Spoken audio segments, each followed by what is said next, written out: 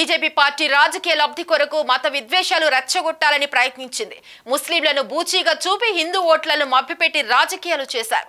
2 నెలల్లో ఆప్కి 4 సౌపార్ ను 300 లోపు తీసుకొచ్చాం. అదే సమయంలో కాంగ్రెస్ సంఖ్య పెంచుకున్నాం. యూపీలో ఇండియా కూటమి అత్యధిక స్థానాలు గెలుచుకుంది. హిందువులకే కాకుండా యావత్ ప్రపంచానికి శ్రీరాముడు ఆదర్శమూర్తి. కానీ రాజకీయాలకు వాడుకోవడం స్థానికులు జీర్ణించుకోలేకపోయారు. దైవ దూతగా మోడీ ప్రచారం చేసుకోవడం నార్త్ ఇండియా జీర్ణించుకోలేదు. నార్త్ ఇండియాలో మోడీ అంటే ఎవరో తెలిసిపోయింది. ఇండియా కూటమి ఈ స్థాయికి రావటం రాహుల్ గాంధీ విజయమే. స్వంతంగా కాంగ్రెస్ 99 సీట్లు సాధించడం సంతోషకరం. అధిక రైతాంగం ఉండే పంజాబ్ లో ఆప్ కాంగ్రెస్ పోటీ పడ్డాయి. కానీ బీజేపీ పోటీలో ఉండలేకపోయింది. వ్యవసాయంపై దేశం ఆధారపడి ఉందని మినిమం సపోర్ట్ ప్రైస్ అందేలా చూడాలని సూచించాలి. ప్రభుత్వ వైఫల్యం ఎండగట్టే విధంగా రాహుల్ పనిచేస్తారని ఆశిస్తున్నాం. శత్రువు మిత్రుడిలా ఉనికి కాపాడుకోవాల్సిన బీఆర్ఎస్ పార్టీ కాంగ్రెస్ ఓటమి కోసం పనిచేసి బీజేపీకి అండగా నిలిచారు.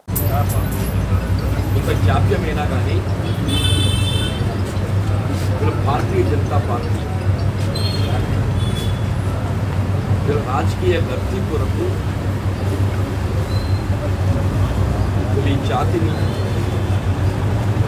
మత విద్వేషాలతో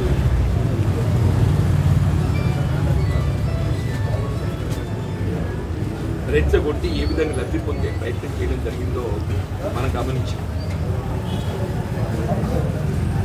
ఇలా ముస్లిం సమాజాన్ని ఒక పూచిగా చూపెట్టి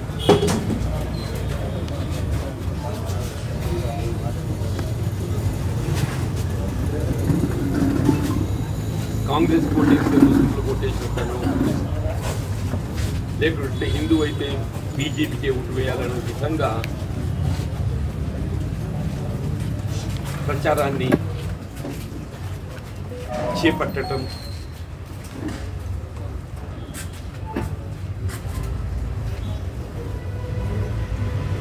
బీజేపీ కోటేస్తేనే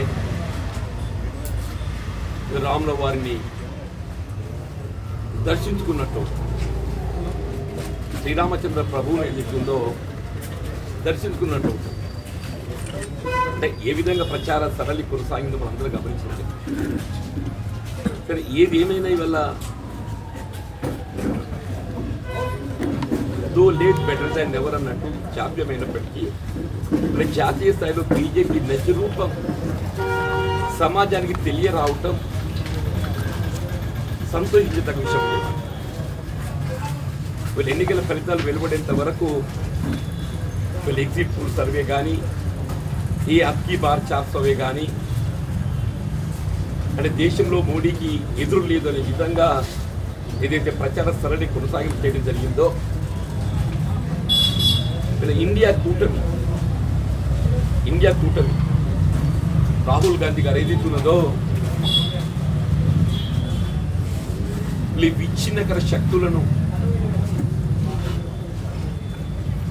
అదుపు చేయబడటానికి ఏదైతుందో సమైక్యవాదులను లౌకికవాదులందరినీ కూడా ఐక్యం చేయబడే విధంగా ఇండియా కూటమి ఏర్పాటు చేయటం,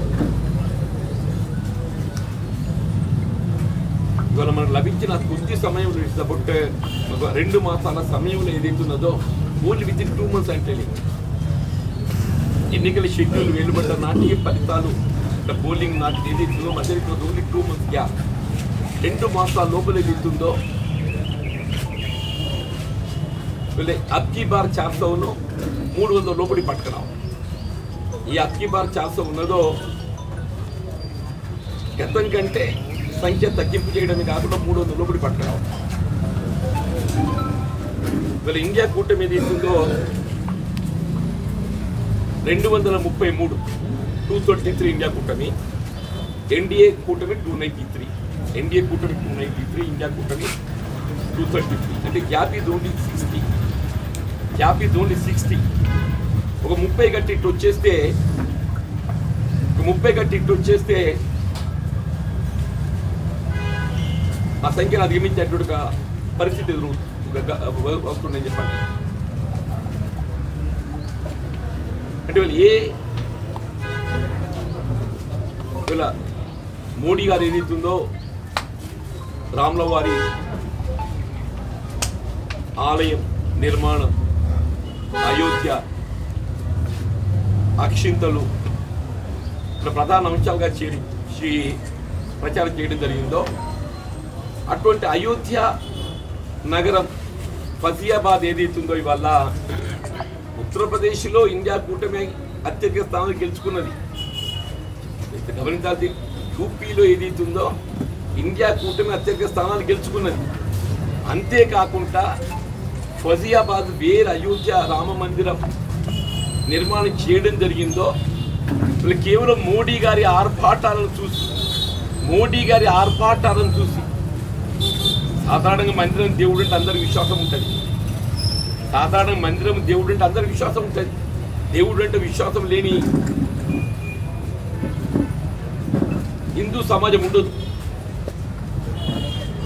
అందులో శ్రీరామచంద్ర ప్రభు అంటే కేవలం హిందూ సమాజానికే కాకుండా యావత్ సమాజానికి ఆదర్శం. కేవలం హిందూ అనే కాకుండా యావత్ సమాజానికి ఆదర్శమూర్తి శ్రీరామచంద్ర ప్రభు అని చెప్పంటున్నాను. శ్రీరామచంద్ర ప్రభు పట్ల ఏదైతుందో విశ్వాసం లేని పౌరుడు ఉంటాడు, మానవుడు ఉంటాడు నేను భావించానని చెప్పండి. కానీ దాన్ని ఏ విధంగా భారతీయ జనతా పార్టీ తన రాజకీయ లబ్ధి కొరకు వాడుకునే ప్రయత్నం చేయడం జరిగిందో దాన్ని స్థానికులు జీర్ణించుకోలేకపోయింది.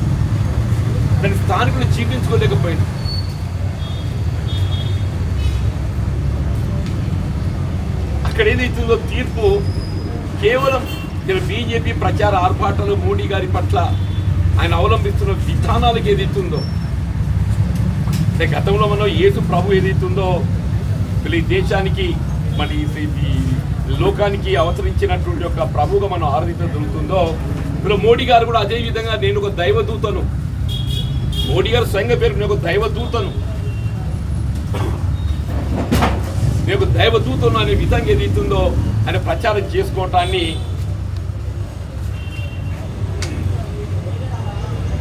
ఉత్తర భారతదేశం హర్షించలేకపోయిందని చెప్పంటారు.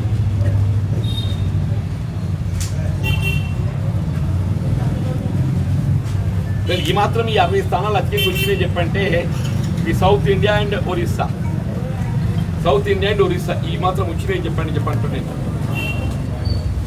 ఈ తెలంగాణ, ఆంధ్రప్రదేశ్, తెలంగాణలో 8 అనుకుంటే సగం, ఆంధ్రప్రదేశ్ కూటమి, కర్ణాటక, ఒరిస్సా ఇవే ఉన్నాయి. నార్త్ ఇండియా ఎక్కడైతే మోడీ గారు వారణాసి, అయోధ్య రామ మందిరం ఈ ప్రాంతం అంతా ఏదైతున్నదో అంటే మోడీ గారు అంటే ఏంటి అనేది తెలిసిపోయింది ప్రజలకి. అది అంటే నిజంగా సమాజం ఇంత గొప్పది కదా అని చెప్పారంటే ఎవరు వ్యక్తిగతంగా ఎక్కువ ఆర్భాటాలు పోతే దాన్ని జీర్ణించుకోవాలని చెప్పడానికి ఇంతకంటే పెద్ద ఉదాహరణ నేను చెప్పంటాడు. సరే ఏదేమైనా కానీ వీళ్ళ ఇండియా కూటమి ఈ స్థాయికి ఎదిగి రావటం రాహుల్ గాంధీ గారి యొక్క నాయకత్వం వల్ల 99 స్థానాలు. Next BJP, the highest political party secured Lok Sabha MPs is Congress party. Next BJP, the highest Lok Sabha MP secured is Congress party Rahul Gandhi గారి యొక్క నాయకత్వంలో. ఇవాళ మేము ప్రభుత్వాన్ని ఏర్పాటు చేసేటువంటి యొక్క సంఖ్యాబలం పొందలేకపోయి ఉండొచ్చు కాక, కానీ ఇలా ఇండియా కూటమి సాధించిన విజయం దానికి నాయకత్వం వహించినట్టుగా రాహుల్ గాంధీ గారు స్వయంగా కాంగ్రెస్ పార్టీ ఏదైతుందో సొంతంగా 99 స్థానాలు గెలుచుకోవటం ఇవాళ ఇది నేను కాంగ్రెస్ పార్టీ హర్షం వ్యక్తం చేస్తున్నాం. మేము ఇలా రాహుల్ గాంధీ గారు ఏదైతుందో ఇప్పుడు ప్రభుత్వాన్ని ఏర్పాటు చేసే సంఖ్యాబలం పొందలేకున్నప్పటికీ అలా ఈ దేశానికి ఏదైతుందో భవిష్యత్తు నాయకత్వం యావత్ సమాజం రాహుల్ గాంధీ గారి వైపు చూస్తుందని చెప్పండి. యావత్ సమాజం భారతదేశం ఏదైతుందో రాహుల్ గాంధీ గారి వైపు చూస్తుందని చెప్పంటున్నారు. ఇవాళ మీరు ప్రతిపక్ష నాయకుడిగా కాంగ్రెస్ పార్టీ పార్లమెంట్ పార్టీ నాయకుడిగా బాధ్యతలు చేపట్టి ఇవాళ మోడీ గారి ఇవాళ ఏదైతే వాస్తవం వెలికొచ్చి ఇంకా భవిష్యత్తు లోపల ఏదైతుందో అసలు ఎన్డీఏ అంటేనే అదాని అంబానీ కొరకు అన్న పరిస్థితి ఉంది మన దేశం. మోడీ అంటే ఎన్డీఏ అంటేనే అదాని అంబానీ కొరకే ప్రభుత్వం అన్నట్టుందని చెప్పంటున్నాం. రైతాంగం అయితే ఇవాళ చెప్పంటున్న పంజాబ్లో అసలు మోడీ గారిని ప్రచారం చేయలేకపోవడం పంజాబ్లో అక్కడ మొత్తం స్థానాలు ఏదైతే ఉందో మొత్తానికి మొత్తం ఆప్ కాంగ్రెస్ మిత్రపక్షాలు కొట్లాడుకునే తప్ప బీజేపీ గురికి లేదు అక్కడ. కాంగ్రెస్ ఆప్ కూటమిలో భాగస్వాములు వాళ్ళు పోటీ చేసుకున్న తప్ప ఏదైతుందో పంజాబ్ అంటే ఇప్పుడు ఢిల్లీ సరిహద్దుల్లో ఉంటాయి చెప్పంటున్నారు. పంజాబ్ హర్యానాలో కూడా అధిక స్థానాలు గెలుచుకుందని చెప్పంటుంది.